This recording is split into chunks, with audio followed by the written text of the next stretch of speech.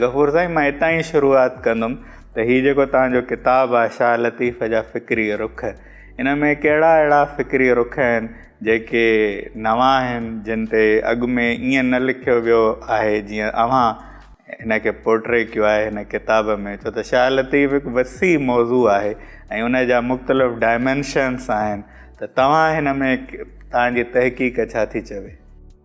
हाँ, बिल्कुलु ईअं ई आहे जीअं तव्हां चयो त शाह लतीफ़ जा मुख़्तलिफ़ डायमेंशन्स आहिनि। शाह लतीफ़ ज़िंदगी जो शाइर आहे, काइनात जो शाइर आहे, वजूदी कैफ़ियतुनि जो शाइर आहे, इंसानी मक़सदियत जो शाइर आहे। शाह लतीफ़ हर दौर में तव्हां सां गॾु गॾु हले थो। असां सम्झंदा आहियूं त शायदि दौरु ख़तमु थी वियो, त अदब जो ई दौरु वियो, हाणे ॿियो दौरु अची वियो आहे। शाह लतीफ़ उहो वाहिद शाइर आहे जेको टाइम एंड स्पेस खां बि बालातर आहे। उहो तव्हांजी सॼी ज़िंदगी तव्हां सां गॾु थो हले। मूं जॾहिं 2000 जे दौर में जॾहिं थीसिस पे लिखी, 95 खां 2000 जो दौरु अहिड़ो हो जॾहिं मूं शाह लतीफ़ खे तमामु घणो पढ़ियो, छो त मूंखे रिसर्च में उन वक़्तु शाह लतीफ़ जो बि हिकिड़ो टॉपिक हो त सिंधी अदब जा सिंधी अदब जो जेको फ़िक्री पस मंज़र आहे, त उन में मूंखे शाह लतीफ़ जो फ़िक्री पस मंज़र कहिड़ो आहे।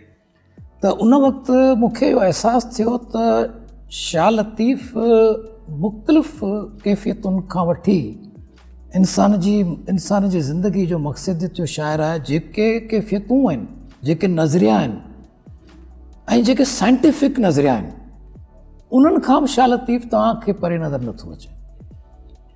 त उन वक़्तु मूंखे अहसासु थियो त जेके जदीद थ्योरीज़ आहिनि, उन्हनि ते बि शाह लतीफ़ खे परखे ॾिसिजे। मसलन जेकॾहिं ज़मान मकान जो फ़लसफ़ो आहे त शाह लतीफ़ उन जे बारे में कीअं थो चवे। जेकॾहिं मुसलसल जिदोजहद करण जो फ़लसफ़ो आहे त शाह लतीफ़ कीअं थो चवे। तरक़ी पसंदी आहे त उन ते शाह लतीफ़ छा थो चवे। वजूदियत आहे त शाह लतीफ़ जो कहिड़ो रुख़ आहे। वजूदी क्राइसिस आहिनि त शाह लतीफ़ छा थो चवे। ऐं इंसान जी जेके ज़ाती कैफ़ियतूं आहिनि, इश्क़ आहे, रोमांस आहे, मोहबत आहे, मायूसी आहे, उमीद आहे, उन्हनि ते शाह लतीफ़ जा कहिड़ा व्यूज़ आहिनि।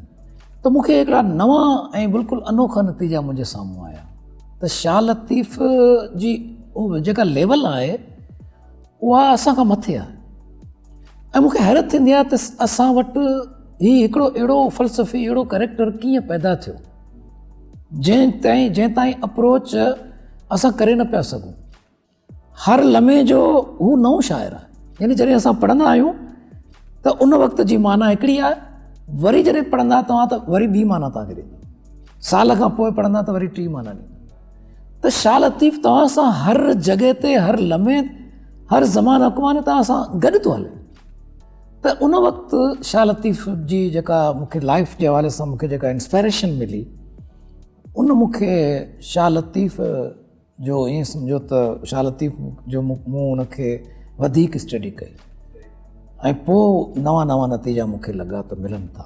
शाह लतीफ़ वटि जेका वैधानियत आहे, जेका वजदानियत आहे, जेका जमालियात आहे, जेको फ़न आहे ऐं जेको फ़िक्री उन जा एस्पेक्ट्स आहिनि, उहे वाक़ई उरूज ते पहुतल आहिनि। असां उनखे अञा डिस्कवर न कयो आहे। मां पाण खे शाह लतीफ़ जो पारखू क्लेम न कंदो आहियां। असां परे खां शाह लतीफ़ जे फ़िक्र जी झलक ॾिठी आहे त छा आहे शाह लतीफ़, वजदान तारी थो थी वञे त अहिड़ी शख़्सियत आहे। असां वाक़ई इंटरनेशनल लेवल ते बि शाह लतीफ़ खे अञा ताईं मञराए कोन सघिया आहियूं, उन माण्हुनि ताईं, आम ॿियनि क़ौमुनि ताईं पहुचाए कोन सघिया आहियूं।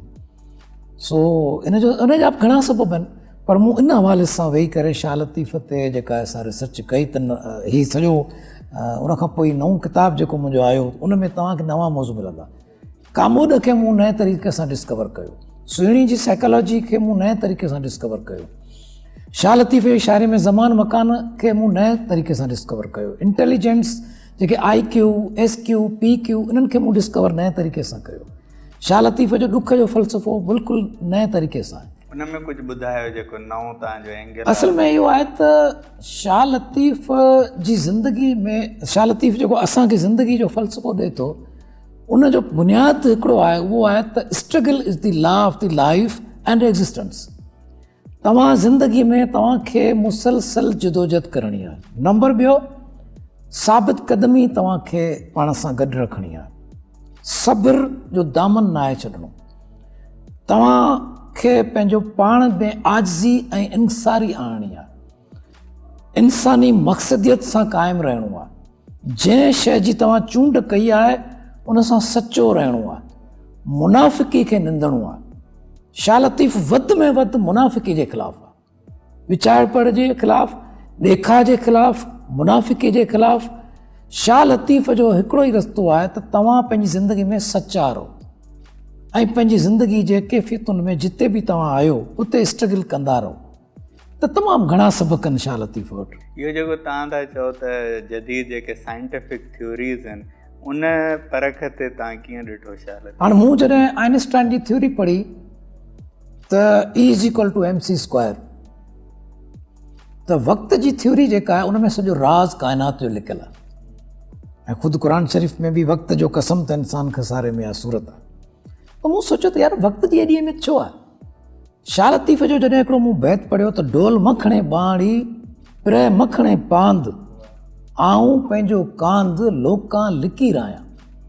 मूं चयो यार शाह लतीफ़ बि चवे पियो त वक़्तु रुकिजी वञे, त छा वक़्तु स्टिल थी सघे थो? छा वक़्त जी ॿियारण जी ख़्वाहिश छो आहे शाह लतीफ़ वटि?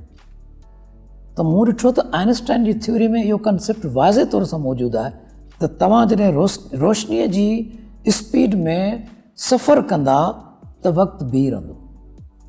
काइनात जो सॼो राज़ वक़्त में लिकियलु आहे ऐं वक़्त जो कसम त इंसान खसारे में आहे।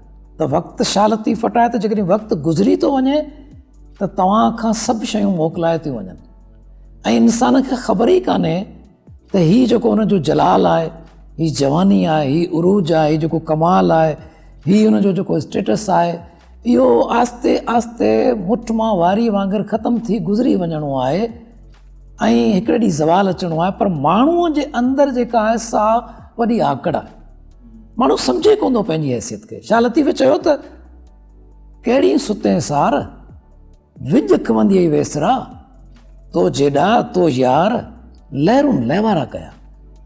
त इन राज़ खे परोड़ण जे लाइ शाह लतीफ़ वटि तमामु वॾो फ़लसफ़ो आहे, जंहिं ते जेकॾहिं वही कंपेरिजन कजे जदीद साइंस सां त घणा सुठा नतीजा अची सघनि था।